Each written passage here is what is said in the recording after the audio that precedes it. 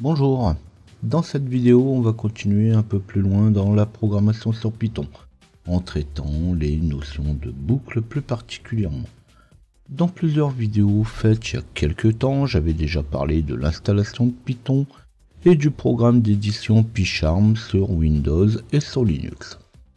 Ensuite nous avons vu comment créer le programme par lequel tout le monde passe, le fameux Hello World, qui permet à notre système de pouvoir enfin dire bonjour à tout le monde.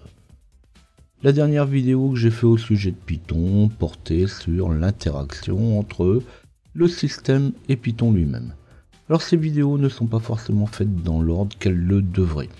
J'aurais dû commencer par les variables, puis les opérateurs, pour poursuivre avec les tableaux, pour seulement arriver maintenant avec les boucles, et ne voir la bibliothèque OS que bien plus tard. Alors en réalité, je présente les sujets sur Python dans l'ordre où on aura le plus vite besoin et dans l'ordre de curiosité. C'est sûr que chaque présentation, j'utilise les variables, mais le besoin de les typer ou les signer par exemple ne se fait pas encore sentir. Il est fort possible que certains d'entre vous auront déjà quelques notions sur le sujet. Vous retrouverez le timecode avec les différentes étapes décrites dans la description. Ainsi, suivant votre aide, vous pourrez passer directement à l'étape voulue. Cette vidéo va traiter des boucles en particulier. Celui qui connaît les boucles pourra donc s'orienter directement vers le type de boucle qu'il cherche. Pour les autres, suivez le guide, ça va aller très vite avec beaucoup de choses nouvelles comme d'habitude, sinon ça serait pas marrant. Alors attention, dans le code donné dans la description, pour l'indentation, il faudra remplacer les underscores par des espaces ou des tabulations. Alors l'indentation, c'est le décalage de l'écriture du code par rapport au bord de la ligne. C'est le moyen de délimiter les blocs de données. J'en parlerai encore un petit peu après. Le décalage du texte est obligatoire pour que le code fonctionne, mais comme les navigateurs ne permettent pas d'afficher plusieurs espaces l'un à côté de l'autre, je les ai remplacés par des underscores. Donc pour ceux qui voudront faire la copie du code, attention à bien les remplacer. Un underscore, un espace, deux underscores, deux espaces, ou une tabulation et deux tabulations.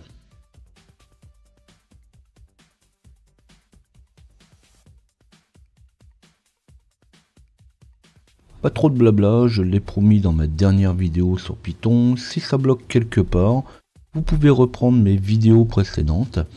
Pas question à chaque fois de repartir de zéro. Alors je passe dans l'environnement de développement Python, Python 2, Python 3, PyCharm. En cas de souci sur le démarrage, on jette un œil justement à ces vidéos précédentes. Je vais attaquer directement le code.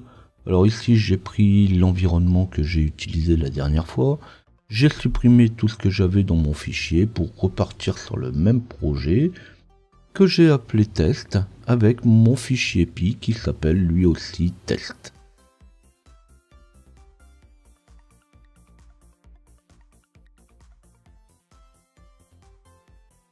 Je vais donc passer à l'utilisation directement des boucles. Alors les boucles vont permettre d'exécuter un ensemble de tâches répétitives pour un ensemble de données. Mais le mieux pour comprendre est de passer directement au code. Alors il ne faut pas pour autant confondre avec les fonctions, les routines ou encore les classes. Bon ça les classes, un peu plus tard, c'est pas encore pour maintenant. Attention aussi aux explications que je vais donner. Je ne le répète jamais assez, la programmation demande beaucoup de rigueur, un espace mal mis, un point-virgule à la place d'une virgule, et là il n'y a plus rien qui fonctionne. Je le dirai jamais assez non plus, on pense à mettre des commentaires, ça permet de savoir plus tard ce qu'on a voulu faire. Quand on reprend un code de plusieurs centaines de lignes un an après, on ne sait plus vraiment ce qu'on avait voulu faire ou pourquoi on l'avait fait de cette manière.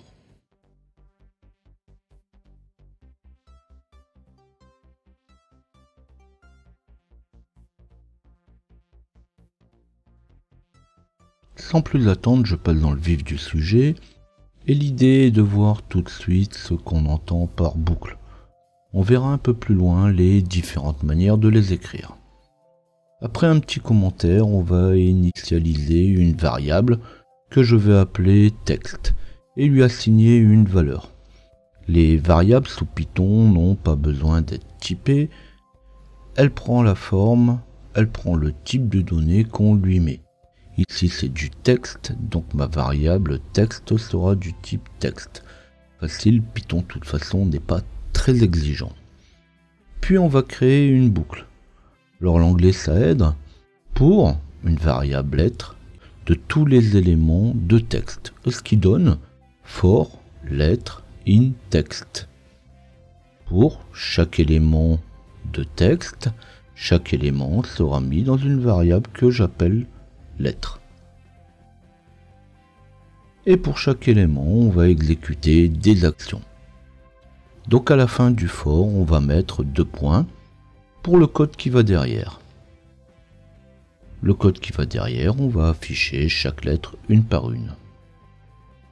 Les commandes dans la boucle for vont commencer quelque part. Il va falloir dire au système que les actions dans la boucle for s'arrêtent quelque part. Pour déterminer un bloc, son début et sa fin, on décale tout simplement le texte. Avec PyCharm, ça se fait automatiquement. Le décalage peut être un espace ou plusieurs espaces, une ou plusieurs tabulations. En tout état de cause, le début du texte doit être aligné pour être considéré dans le même niveau.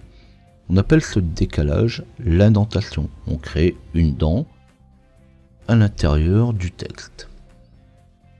Puis on y met print lettre. Je reviens pas non plus sur l'instruction print.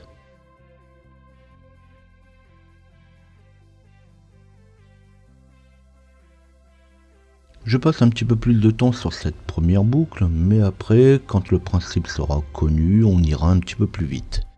Pour chaque lettre du texte, je mets la lettre dans ma variable, puis je l'affiche. On pourrait tester sa position, compter le nombre de hauts, ou tout ce qu'on voudra. Ici, j'ai choisi dans les actions d'afficher la variable. Quand j'arrive à la fin de mon bloc, même si j'ai qu'une seule ligne, je recommence avec la lettre suivante, et ce jusqu'à ce que je n'ai plus de lettres dans mon texte. Quand c'est fini, quand j'ai fait le tour de tous les éléments de texte, je quitte la boucle et je poursuis mon programme. Comme il n'y a rien derrière, le programme va se terminer. Si vous avez compris, il reste qu'à lancer et tester le bout de code. Sinon, il va falloir reprendre ce petit paragraphe jusqu'à bien comprendre le mécanisme. On prend chaque lettre de texte une par une, on l'affiche et on recommence la boucle. Quand on est arrivé à la fin de la dernière lettre, on quitte la boucle.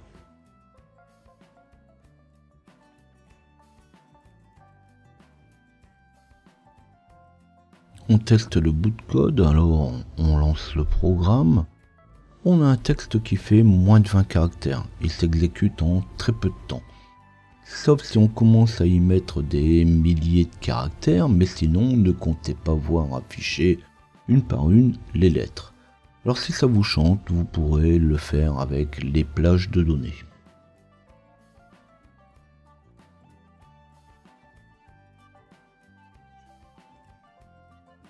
On va voir maintenant les différentes possibilités offertes par les boucles. Ne demandez pas tout de suite comment passer une valeur sur 2 ou sur 5, allez en arrière, on va voir tout ça plus loin, une chose à la fois. Donc cette fois on va passer à l'utilisation d'une plage. Une plage c'est un ensemble de valeurs comprises entre deux limites. Pour les entiers, integer en anglais, on utilise généralement la variable i. Donc je vais le faire comme dans les livres. Pour une variable i d'une plage, range, de 0 à 10. Ce qui va donner en code for i in range, entre parenthèses 0,10 de points. Pour i, dans la plage, de 0 à 10. On met les 2 points au bout de la ligne. La suite du code, on met tout simplement print i. Là aussi on fait de la programmation. Alors c'est pas compliqué, on apprend 2 instructions et on les réécrit de manière différente et c'est toujours les mêmes. Même indentation, même méthode, même moyen, même fonctionnement. On commente suivant les besoins, on vérifie si le code n'a pas d'erreur et on teste.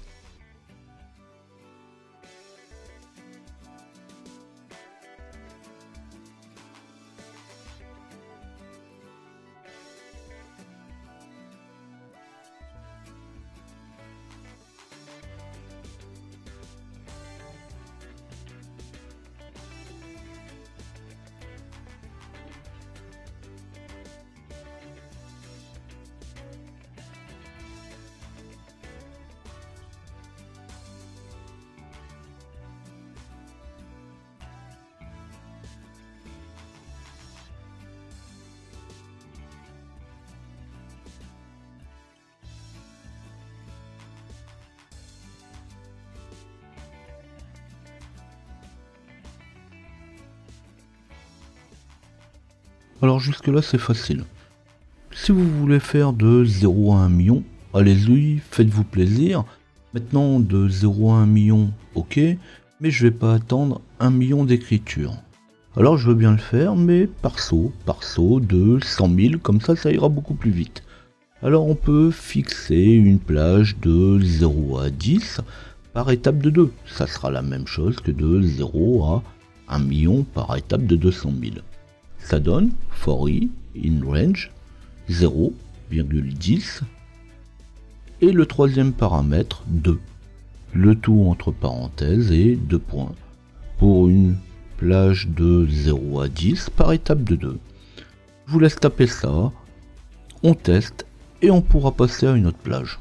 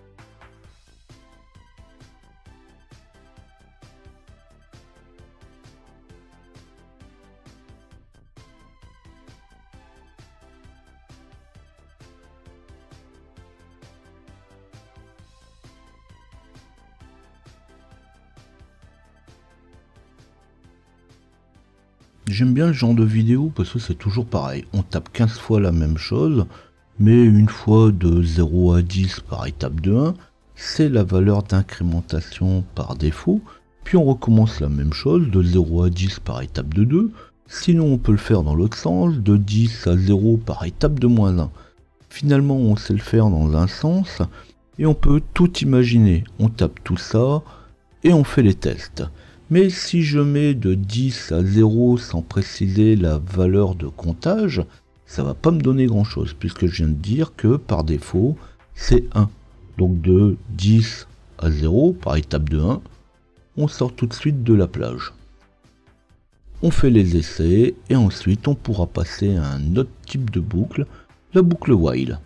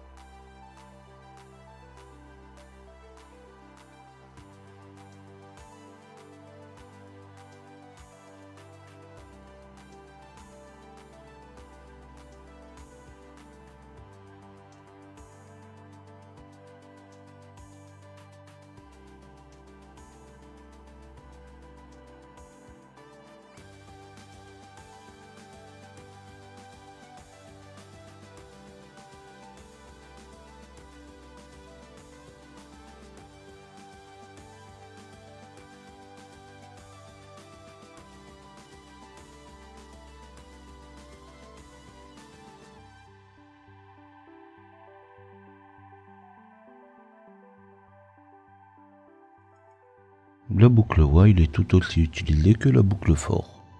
On pourra utiliser les deux de la même manière, mais généralement on utilisera la boucle for pour des itérations de valeurs, alors que la boucle while sera plutôt utilisée pour des tests.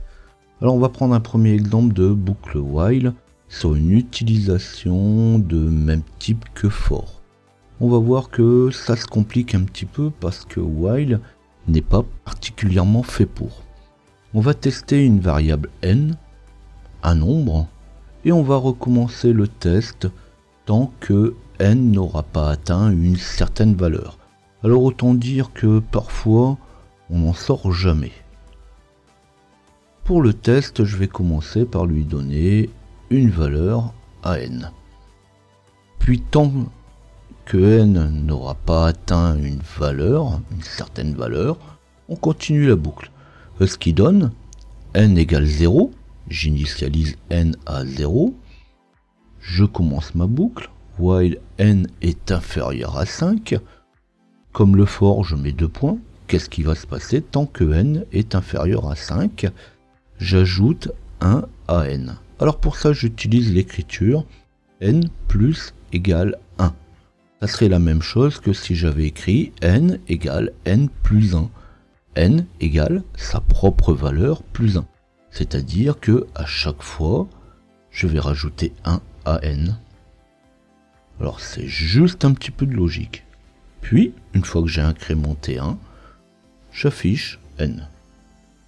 Avec le print n, quand on fait l'essai, on voit que n est bien incrémenté de 1 à chaque boucle.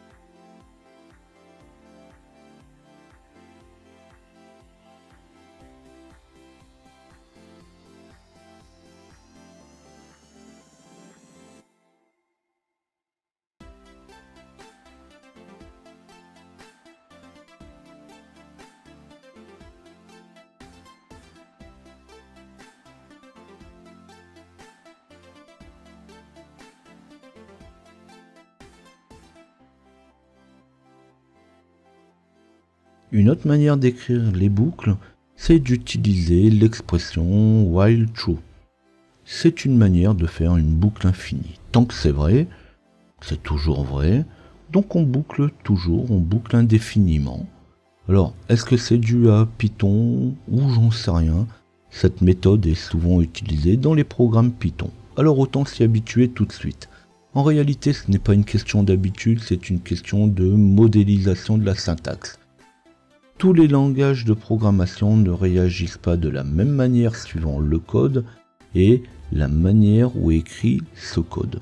While n est inférieur à 5 ou while true suivi d'une seconde ligne if n supérieur ou égal à 5 break sera plus rapide dans la seconde écriture. Ce qui donne ce résultat et la manière dont est codé l'interpréteur de Python. Bref, on retient que while true sera souvent utilisé au lieu d'autre chose. On notera que le code que je présente dans while true, que true est écrit avec un T majuscule, parce que true est un mot-clé. Donc si vous l'écrivez avec un T minuscule, on comprendra jamais ce que ça veut dire. Puis on utilisera pour quitter la boucle while une fonction if. Si n est égal à 5, on exécute les blocs de commande qui suivent. On remarquera au passage une seconde indentation pour le bloc if, mais surtout on va remarquer aussi le 2 fois égal pour tester l'égalité de n. Alors en fait on parle d'égalité absolue. Pour dire au if n est différent de 5, on utilisera point d'exclamation égal. Alors bon, je sais, c'est pas forcément facile, les comparateurs ne sont pas toujours aussi faciles à comprendre. Mais il faut continuer de se dire que Python est super facile à être utilisé. Donc dites-vous que dans d'autres langages de programmation, parfois c'est même encore un petit peu plus compliqué. Dans les vidéos, je ne parlerai pas des comparateurs en particulier, j'y parlerai uniquement dans les exemples. Tout comme le typage des variables, ils seront utilisés au fur et à mesure. J'en profiterai au moment opportun pour en parler, comme ici, je parle de l'égalité avec 2 égales. Le code est tapé, si c'est bon, on teste, et on va voir que le résultat est le même que tout à l'heure, mais on a juste utilisé une autre écriture. Alors bien sûr, par rapport à tout à l'heure, on préférera cette nouvelle écriture qui, même s'il y a plus de lignes, est nettement plus rapide que l'autre.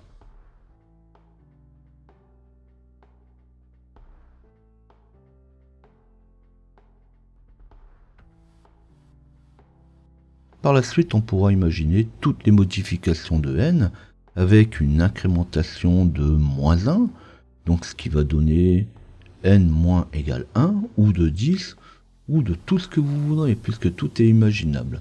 Alors pour l'instant, on va s'arrêter là, et ça sera déjà pas mal pour une vidéo. Dans la prochaine vidéo sur Python, je parlerai un petit peu des tableaux de données. Ici, on a vu les plages, mais il se pourra que l'on n'ait pas de suite logique dans les données. Dans ce cas-là, il sera nécessaire d'utiliser les données et de les mettre dans un tableau. Pour l'instant, on n'a pas vu d'application avec la boucle for, ni même d'application avec while-true.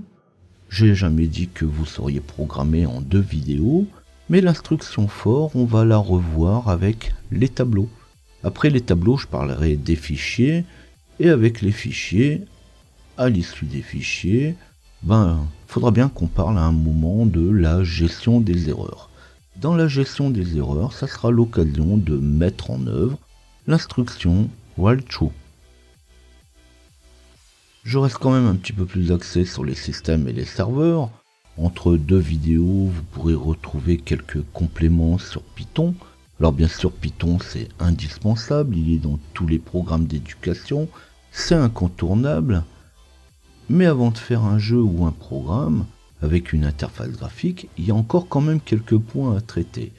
Mais les sujets seront de plus en plus intéressants, ne serait-ce que par l'utilisation de points déjà traités avant. Alors oui, il y a encore pas mal de routes. Alors justement, pour être informé de la mise en ligne de mes nouvelles vidéos, n'hésitez pas à vous abonner. Pour découvrir l'ensemble de mes vidéos et aussi d'autres documents, il vous suffit de flasher le QR code qui est ici sur le côté ou taper LJP Info dans Google. Suivant que cette vidéo vous aura intéressé, pensez à liker. N'hésitez pas à laisser des commentaires ou poser vos questions.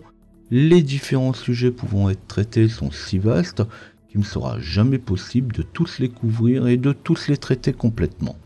Alors en attendant mes prochaines vidéos, je vous dis à bientôt.